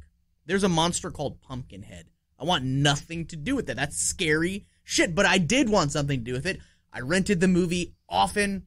This huge fucking towering monster with a fucking whipping tail that climbs out of the earth. It's a cursed demon, monster creature. You got a fucking wicked ass looking witch in it. You've got Lance Henriksen, which at the time I had already seen Alien, so I was like, oh fuck. That's Bishop right there. This is fucking rad. I'm sure you'd seen the Terminator. Oh, yeah, for sure. So I'm like, I knew who Lance Henriksen was even as a small child. And this movie was just scary. Dude, and this is another Stan Winstoney. This is the only only movie that he directed himself. And, dude, I mean, just the way that he framed Pumpkinhead with the lights and sometimes like some lightning flashes and things like that was just... He made his creation look terrifying on film. I can overlook the wires when he lifts the guy up in the one scene. I don't care. The movie is fucking amazing. I felt so sad when Ed Harley's son got killed. It was such a sad and tragic. This little cute kid with his glasses and gets fucking run over by a moped. Like, what a fucking way to go. How the fuck did you die? I got run over by a fucking moped. You know, I want to see a kid get run over by a moped. Oh my god, man. O'Brien. It's man, this movie is still so good all these years later. Dude, I just watched Pumpkinhead 2 for the first time, like last year, I think. I've owned the DVD for a million years, and I remember I started to watch it one time, and I was like, it's not as good as the first one, and turned it off, never went back to it. Dude, I just watched it recently, you know, like I said, like last year, and I loved it, man. It was a fun, fucking straight to DVD monster movie, man. I enjoyed it. Makes me, should I watch the straight to Sci-Fi Channel movies? Probably not. They suck. Yeah, I know. The second movie sucks too, but I'm glad you I gotta say, I do love the creature design of Pumpkinhead, but I really didn't like the movie overall. The movie itself. When I hear that a lot, actually. But I also just watched it for the first time this year. Oh, shit. So it's probably a lot different watching it at 27 than watching it at like 8 or 9. Yeah. I think creature effects in terms of the design, and like I'm pretty sure you had said Tom Woodruff did the creature. Yeah. He was the creature. Yeah, he was Pumpkinhead. Wearing those Nikes. He did a lot of creatures that are going to show up on this list, that have showed up on this list, and in terms of how hard it was to be in that costume. I mean, this was, like I said earlier on in the show, you know, Pumpkinhead went into the 90s, and that was like one of the last few huge creature builds where there's a guy in a suit, minus the Alien franchise, if you will, and a few others. Pumpkinhead's iconic, I think, just for the imagery alone. The movie itself, I've always enjoyed it. I do agree with Brady that I think that it's not like the best horror movie ever. I think there's a lot more they could have done with it. It's so ripe for interpretation that this is one of those franchises that, you know, Sci-Fi Channel, go fuck yourself. I feel like if the right big person, budget, or good size budget, got behind it, or not even, man, maybe only 20 million or Blumhouse, something like man, that, and got another. Yeah, Blumhouse got a guy in a suit, or dude, imagine an A24 Pumpkinhead. Sign me the fuck up for that right now. Seriously, great cinematography, like you were just saying perfectly there. Like what he did to light and visualize that character. Like when he showed up, man, he felt it. It was like this huge presence. But that's a great pick, man. And honestly, I expected that one from you. So my number 2. Guys, look at me, sitting in a porno theater in Piccadilly Circus talking to a corpse. You knew this one was coming, from 1981, An American Werewolf in London by John Landis, creature design by Rick Baker. I'm getting all choked up over this one. This is one of my favorite movies of all time. I love the love story. I love the bromance. I love the comedy. I love the transformation scene. I love the creature design. I love every single thing about this movie. I'm not going to say comfort food anymore because it's already old hat on this motherfucker. It's just a plain good movie. Yeah. I mean, no matter who you are, this is a movie that transcends the horror genre, I feel, in so many ways. Anytime I've seen it, and I have gotten a chance to see it on the big screen at Alamo Drafthouse before, and people still laugh at the jokes, and people that have never seen it are still affected by it the same way that I was when I came to this movie as an early 20-somethings. I had never seen this movie growing up on VHS or anything, so I'm not the cool kid on the block that owned it. I saw it on AMC. Much like Brady saw Halloween 4, it was probably during their Fear Fest segment that they do leading up to Halloween season, and man, I watched this movie and it became a staple. I bought it immediately and dug in deep and became obsessed with it, especially when I found out that it was by the same director that did a bunch of other of my favorite movies like Animal House and Trading Places. It was in Coming to America. It was just, whoa, this guy has a knack for this. And it's crazy to think, you know, John Landis was like literally a teenager when he wrote American Werewolf in London. It was like the late 60s. He was like a PA on some Western over in Europe or something when he wrote this. And it took him so long to get it made, but that was his passion project to make. As soon as he did Animal House and Blues Brothers, he's like, fuck that, I'm making this werewolf movie. At a time when werewolf movies had already come and gone. Like, there was no other successful werewolf movie leading up to this, and this was a huge smash hit, and it had, in my opinion, the best werewolf transformation scene of all time because of context and tone. It's fun, it's weird, it's uncomfortable, it's also scary, and it's fucking painful to watch. It really is. And it literally just, it's the epitome of what it would be like if you're going to transform into this creature. The shot of Mickey Mouse says it all. I mean, there it is. Yeah. So for me, number 2, one of the best creature features of all time in American Werewolf in London. Dude, it's never a guy in a suit. It's just literally Rick Baker with a hand puppet and then like literally a wheelbarrow with, you know, a werewolf. Hold on, say that word again. A wheel what? Wheelbarrow. Huh? Wheelbarrow. You're saying barrow? Yeah. Oh, dude, you know what's so funny is my wife just yesterday asked me, she was like, it's wheelbarrow, right? And I was like, no, it's a wheelbarrow. It's a barrel with wheels on it. It's a wheelbarrow. She was like, I always... It's like more like a wagon. She was like, I always said wheelbarrow. And I was like, no, it's not. So it's funny that you said barrow. I call it that because my grandfather used to yell at me, Justin, get the fucking wheelbarrow over there. Bring it over here right now. Mr. Stan Winstoney's coming over. No, I mean, I had to haul like lumber and shit and all that stuff. And a wheelbarrow. That What the fuck is a barrow? I'm from New York. New York. It's like a burrow. Okay? I don't know if that means anything to anyone, but that's my excuse. Understood. It's a great excuse. I'm gonna tell Ann though. She'll be excited. I do love Cool. this film. I think it's cool. It's like for you how the Howling is slightly below it. This is slightly below a Howling for me. I No, it really makes do sense. love the It's all soundtrack in this though. Like the opening is with Blue Moon. You got Bad Mood Rising in there. You even got Moondance by Van Morrison. I think it plays into that fun aspect of it, that lightheartedness. Well, yeah, and the best thing about this movie to me is that like it's a werewolf movie, but it's also something totally different. Like the movie's about this guy and what he goes through, and it just happens to be that he turns into a werewolf. Yeah. You know, it's when those elements are there and the movie transcends the genre, but still is the epitome of what the genre represents and what it's supposed to be.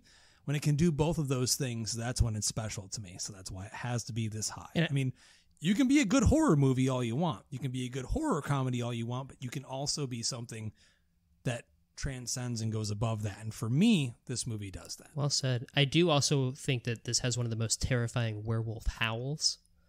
Like every time that werewolf goes off, it shivers, man. Yeah. So. I still have that in the box. I haven't opened it. That NECA, it's giant. The fucking figure of, you know, Rick Baker's amazing design. It's sitting right over here, but I haven't opened it yet. Some would tell you should never open it. Yeah, probably not. I may not. Yeah. I may not. I mean, unless I meet Rick Baker, but who knows? Number 1. You guys ready? No. It's game over, man. So. Game over. Oh, On 4/26, no less. On Alien I know, Day. we're on Alien Day, and great pick. I kind of saw this coming. Yeah, we've talked about it too, but I just don't think that you can... It's almost up there with the thing where I don't think you can have any of these lists without it, but not quite there. Aliens is a fucking fantastic movie. It took what Ridley Scott did with Alien and just, I think, made it a seamless transition with James Cameron to the next film. It's obviously on a larger scale.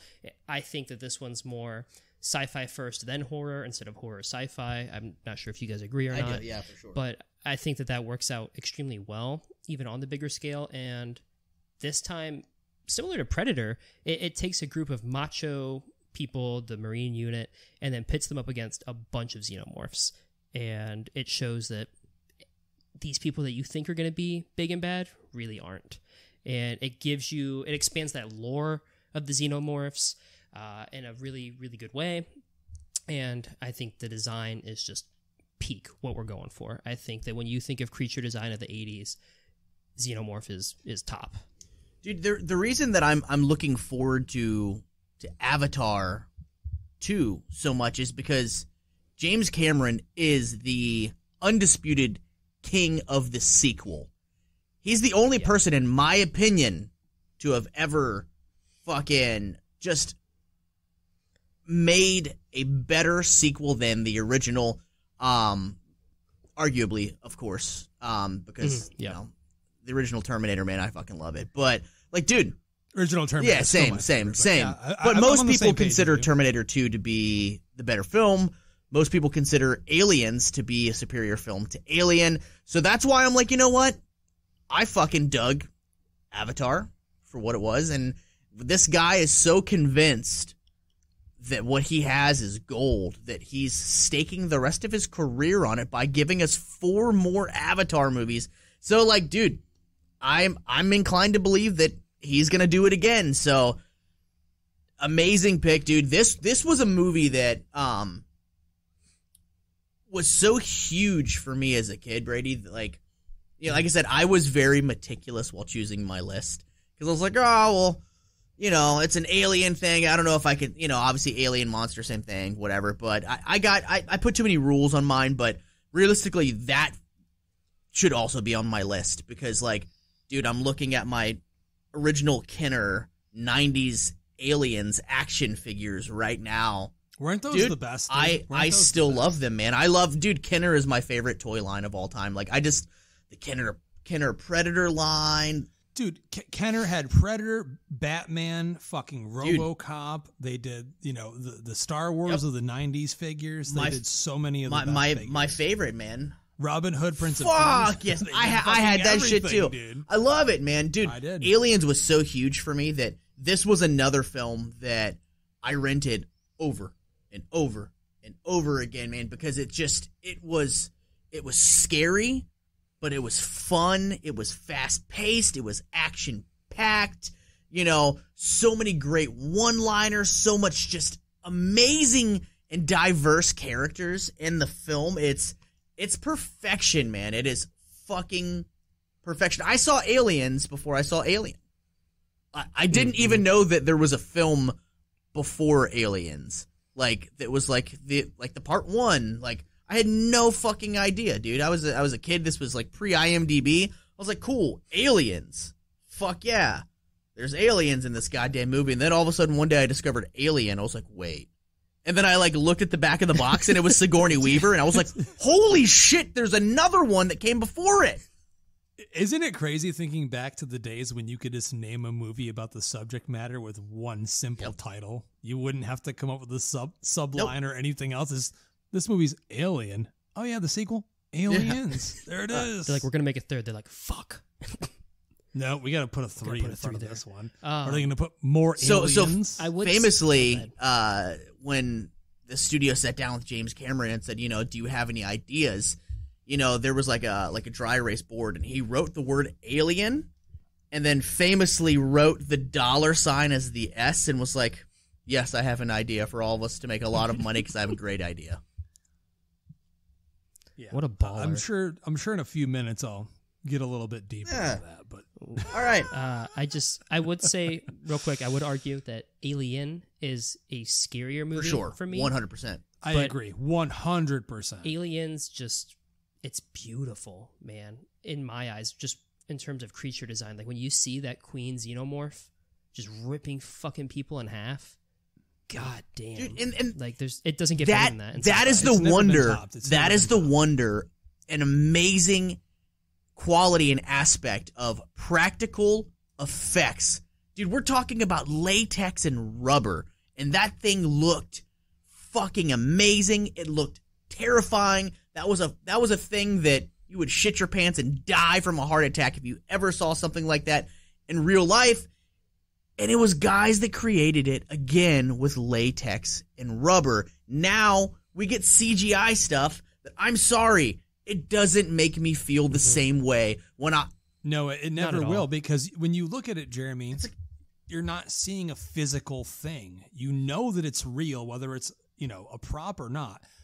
You're looking at something that's a real living thing in your eyes. It's materials. It's practical. And CGI, you can, no matter how good it is, you can tell that it's not and real. CGI, man, if you're giving a physical, presence and threat in the form of characters and CGI, it better be the best shit ever. Because, dude, I'm sure I've brought it up and I'll bring it up again.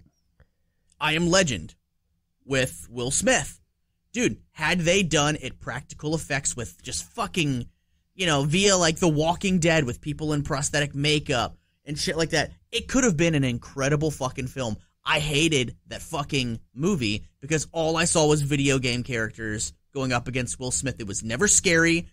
And particularly that stuff doesn't age No. well. No. It was at a period where CGI wasn't in its heyday yet. Even the stuff now, in 20 years from now, Jeremy, your kids, my kid's probably going to be telling her kids, like, oh, that was during the era where it didn't look that. Yeah, man. So I don't know. Like this Aliens, man, it just, in the time period of film that we're talking about, man, it was fucking foam, rubber, latex, and we got the best and coolest looking shit, man. It makes me sad that, like, we very rarely get that now. And then when we do get it, it's so fucking good. Look at A24's Lamb. Dude, the Lamb was all like, it was a puppet. It was a marionette. Look at Psycho Gorman, Psycho Gorman was shit. Fucking incredible. That's what, like, these film studios, man, wake the fuck up, motherfuckers. Hey, like, this is Stan we don't Winstoney. want to please you. We hope you will This is die. the ghost of Stan Winstoney. Pour some latex in a mold. It's simple, Put it in a fucking mold, design the thing. All right. Here's what you're going to do. And then we're going to go ahead and put it on the screen. Get a pumpkin. And there it is. Give it to the masses, and they're going to love it. No. Yeah, man, you just come on in It's there funny and because you just get the person in the gorilla suit, man. It makes the gorilla scarier, man. When you do the hokey pokey Donkey Kong thing with your computer graphics, man, it's just not the same thing if you're picking up what I'm laying down. Oh my God. it's hard not to love the old shit. And it's the equivalent sometimes of the old man yelling at the kid on his lawn, but at the same time, it is what it is. Look at it, and it's amazing. That's one last thing is Rob Bottin, and it's Bottin, Brady. You fuck. Bottin. He literally retired Rob Bottin because there was just no longer a need anymore in Hollywood for his life's work. Rick Baker did his the same fucking thing, life's work, man. Thing. You know, Rob Bottin, he did some little things on Game of Thrones because his wife worked on the show. So he kind of came in as like, fuck it, I'll come in and do some things, whatever. But he's been retired for so long because Hollywood said, fuck it, we'll pay the extra money because it costs more money to do this shit in post. But Hollywood would rather pay than get some guys in some fucking rubber suits. That's my last song and dance. Rob Bottin, I fucking love you. I'm sure you'll never listen to this. No, fuck that. He's listening right now, isn't he? Yeah. I'm sure he's a And if there's a Rob Bottin out there, we love you too. Hey, Rob Bottin. Rob Bottom. If you identify as Rob Bottin, we love you as well. So, anyways, I digress, man. It just thinking about how amazing some of the practical effects and then the films that we're discussing now compared to the shit that we're getting that's all CGI hodgepodge. It really grinds my gears, guys. I'm picking up what you're putting down, man. Yeah. So I'm gonna go ahead and do my number one now. Now that I've fucking there we go. He's gonna step off his soapbox. Thanks for coming to my TED Talk. 1987 was the year that this came out, and this movie was very important to me as a child because I identified with the characters in this film. Not only did I identify with them because I've always loved monsters myself, but goddamn, I wanted to be them because I wanted to fight the forces of evil. This is no bullshit. I'm telling the truth. I will put my hand on the Bible. No bullshit. On the Bible, I kept vampire stakes under my bed when I was a kid because I was convinced that vampires were probably real, and when they eventually showed themselves, I was going to be ready with my vampire stakes because I desperately wanted to be a member of the fucking Monster Squad. Great pick. This movie, man, like we discussed earlier, man, it's just it took some time, but it's finally getting its due. People understand how great this movie is. It's kind of like Halloween 3. It took some time, but we're here now. There is appreciation for it. There is love for it. You know, you go to the conventions and people are wearing the T-shirts. They're buying the posters, man. Dude, I remember getting this movie on a bootleg DVD because nobody gave a shit about this movie so much that in the heyday of DVDs, this thing still hadn't come out on DVD. Dude, I don't think it came out on DVD until 2007. You're pretty close there, because I bought the first edition DVD when it landed in Walmart, of all places, which I'll never step foot in. That's where I bought it for the first time. That was the first, and it wasn't even the original poster. I remember it because I still own the DVD. I kept. Dude, I still have my original bootleg of it as well. Like I own, you know, the other versions that have come out since then. But like, dude, I have a VHS rip on DVD that I bought from a convention because I was like, dude, I love this movie, and you can't fucking find it, and now it's everywhere. Why didn't you just watch it on VHS like we did in the old days? You know, I don't know. That is a great question. But, man, I love this movie. It is my favorite interpretation of Dracula. The monsters look amazing. See? And here we are again. One common theme in this episode, and it's because they're fucking icons that need to be discussed way more often, is Tom Woodruff, a.k.a. Pumpkinhead, who also worked on Aliens and all the Aliens and vs. Predator movies and shit like that. Yeah. And The Thing from 2011. You know, like, all these things that we've discussed on this episode, like, dude, Tom Woodruff and Alec Gillis have had their hands in so much of it because these guys are the pioneers of practical effects and creature creations. I mean, they're absolutely incredible. And with Tom Woodruff was one of the monsters in the movie fucking Gillman, right? Yeah. That's right. So like, dude, help design the creatures and shit like that. I mean, dude, this movie, the monsters look amazing. And what I loved about this movie, even as a kid, is they didn't pander to the audience due to the fact that the stars of the film were kids. There was real stakes here. Maybe vampire pun intended. I don't know, man. It was there. It was there. Low-hanging fruit, guys. So, like, dude, my dad knows about low-hanging fruit. Oh, my God. He's like, get the mouse! Get him! Get the mouse! It was like some weird X-rated Tom and Jerry. It's like Tom and Dingleberries. Every time he hits the hammer, the balls jiggle back. Dude, can we talk about the scream that Tom lets out anytime he gets hurt? It's the funniest goddamn shit ever. Anyways, so back to him. He's like, ah! I can't even fucking do it, man. That was pretty fucking close. It's so goddamn funny, dude. Tom and Jerry gets me. Monster Squad, man. The stakes were very real for the kids. It felt like any of those kids could have got fucking murked at any time because those monsters were not fucking around. This did not feel like a family horror adventure film. It felt like a horror film with kids. And I love it, and there's moments of sweetness in it. Bye, Phoebe. Dude, Tom Noonan is the Frankenstein monster. I could cry amazing. Right now just thinking about that scene and how heartbreaking and touching that scene is. Funny about Tom Noonan is if you try to get an autograph from him on the street, he will charge you money. He's like, look, man, this shit goes for money on eBay. Like, I got kids in college and shit. So what's up? How much you want to throw at this? Like, he negotiates with the people asking for his autograph. I respect that. I think that he's like, you want to throw 20 on it?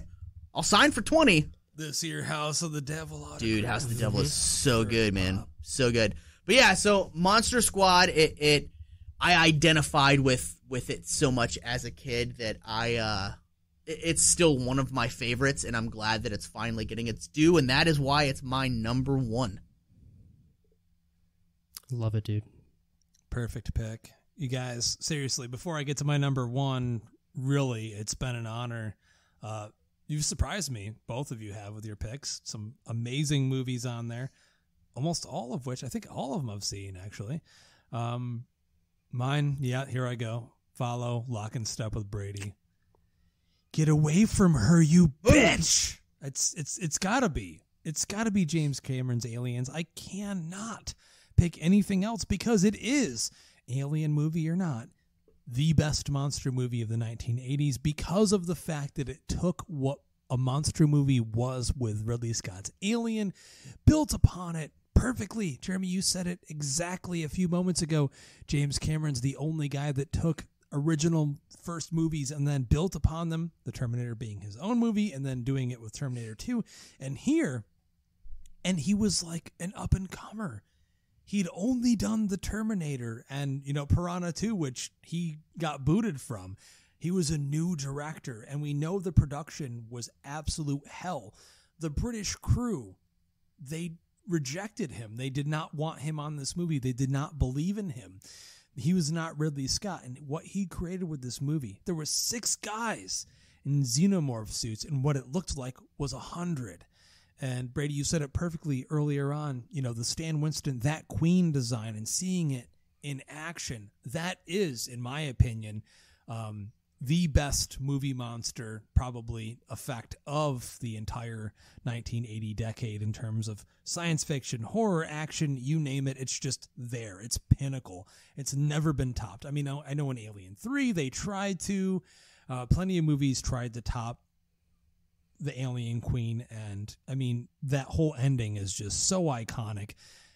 It's more of an action movie than a horror movie, definitely, but what you get is a great meld of it's every genre almost, action, science fiction, horror. There's still some scary elements. Mm-hmm. It's nowhere near the tense slasher in space that the original film is, but that's good. Because a good sequel knows how to differentiate itself from its predecessor and do something new, fresh, and original with it. And Cameron, again, going back to what you said, Jeremy, is the guy that knows how to do that. And this movie is just perfection from start to finish, from the characters to the acting to the production design to the model effects, the miniatures. So much of this movie is just James Cameron, seriously, if you're listening, motherfucker, I know you're working on Avatar. Okay, but I also know there are transfers, new 4K restorations of Aliens, The Abyss, and True Lies that are done. They are finished. Dude, take like a day away from production on Avatar. Go approve them so us fans can experience these movies the way they were meant to be experienced, just like the people that got to see these all on 35mm on opening day. We deserve it. We love you. We support you. We'll go see Avatar 2, 3, 4, 5, when you're fucking 85 years old on your deathbed. We'll keep seeing them, I promise you. I've seen everything else you've produced. Please release those. So my number, long-winded. Got a lot of soapboxes here tonight. Just saying. We feel things Aliens. very deeply, Brady. Also, I just really want those movies deserve better treatment. Just saying. There it is. That's my number 1. Ladies and gentlemen, top 5 monster movies, 1980s edition. Ooh. You guys, I already have my honorable mentions prepared. Do you have any honorable mentions? Jeremy, I'm actually shocked. There's a movie that's at my number 6 that you didn't mention in your number 5. I was expecting it, so... Do you have any honorable mentions? Obviously, when you think of 80s monster movies, I intentionally I talk about The Thing so much on this podcast. I was like, all right, I can't keep just sucking The Thing's dick. Like I gotta there you go. Leave it off. So obviously, that's one that would have been my number one. But I was like, all right, let's do some other shit. So of course, Aliens, Predator, The Thing, those are the ones that come to my mind immediately. But like I said, I was very meticulous in picking this. My list. You were focused. You wanted that top 5 to be for sure, perfect. for sure. And I didn't want to go down a rabbit hole of like too many different subgenres or what I would consider subgenres. So I picked what I picked, and those are the ones that I just mentioned were kind of my honorable mentions. Yeah. Sweet. Awesome. Ooh. For me, fart and burp on the show official. It's definitely some things that have already been mentioned. Predator is on there. I don't think any of us talked about the remake of The Blob from 1988. I contemplated putting it on mine. Yeah. It's on. It was my number 6. As well. The Gate, which I just watched recently. Contemplated Also, on mine designs. as well. Yeah. Do you guys classify Reanimator as a monster movie with what he makes? When it goes into zombie territory, the undead or reanimation, I left like Jeremy said. They're not necessarily monsters to me in the normal sense. So I contemplated Critters 2 as well. The first Critters is the only one I've seen, and I almost put that on there because I saw that at Mahoning with Justin. Critters 2 is had a great time fucking amazing. I've heard that. Yeah, Mick Garris's film is awesome. But yeah, so that's my honorable mentions. Well, I'll just go down the line here, and this was again, these movies can shift in and out, and it's awesome that I can talk to my wife about this when I'm having trouble with these. She's like, just tell them. These are interchangeable. Like, depending on the day, you guys all love so many different movies, especially from the 80s. It's such a difficult, we started with the most difficult decade because, Jeremy, I know you agree. This is the best decade for 100% movies 100%. Ever. There's so many smaller movies that we could talk about. Maybe we'll do like a lesser known, monster movie episode at some point. But my number 6 would have been Critters, the Chiodo Brothers. Oh, beautiful movie. Number 7, The Howling. Number 8, The Chiodo Brothers again. Killer Clowns from Outer Space. Number 9, The Gate. And number 10, a movie that I just recently fell in love with, and I watched like 100 fucking times, but Alligator. I love that one, Louis dude. I fucking love Alligator. I was like so mesmerized by watching the clips of it on YouTube and stuff and never owning the VHS. And then when I got the new 4K Ultra HD from Shout Factory, I just ate that shit up, and I'm like, whoa, this movie fucking rules. So, oh my god, I completely forgot one. The Funhouse, Toby Hooper. One. Oh, holy shit, yeah. That's like a mutant fucking weird retard. Cancel! Cancel! You can't say the R word anymore. I'm pretty sure. Okay, so he's mentally disabled. And it's also one of the 2 movies that and Rob he Zombie definitely ripped off for House of a Thousand Corpses. Yeah. But we'll get into that at a later date. Which we will get to that eventually whenever that... Jeremy, did you actually watch House of a Thousand Corpses last weekend? No, dude. No. I knew it! So good thing we weren't like, let's do House of a Thousand Corpses this week. So, all right, great. No. That wasn't the only one.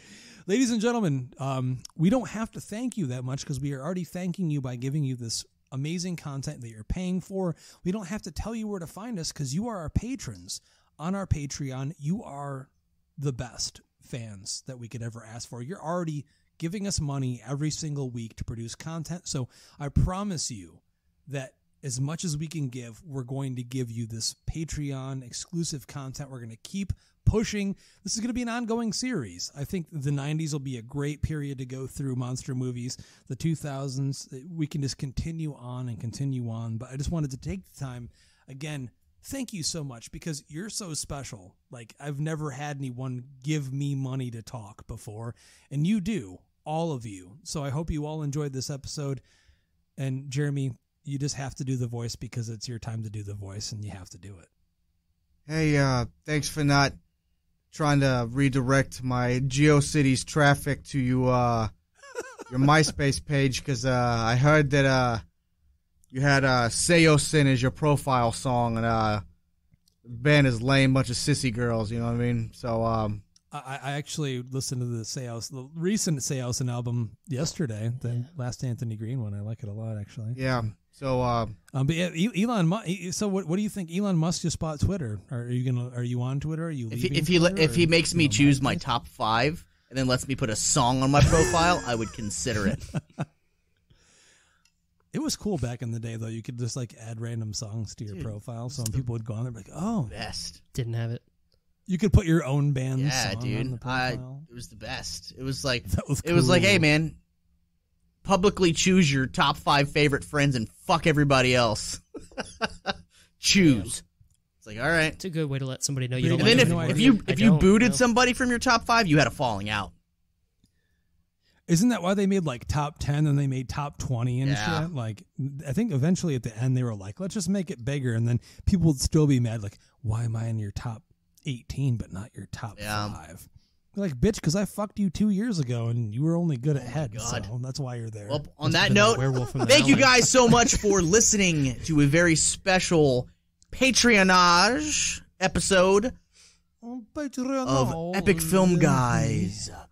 Brain Stew. I'm Jeremy. We're done. Oh, shit. I'm B-Ratty. My name is Justin, and I like you, and I like cheese. Bye.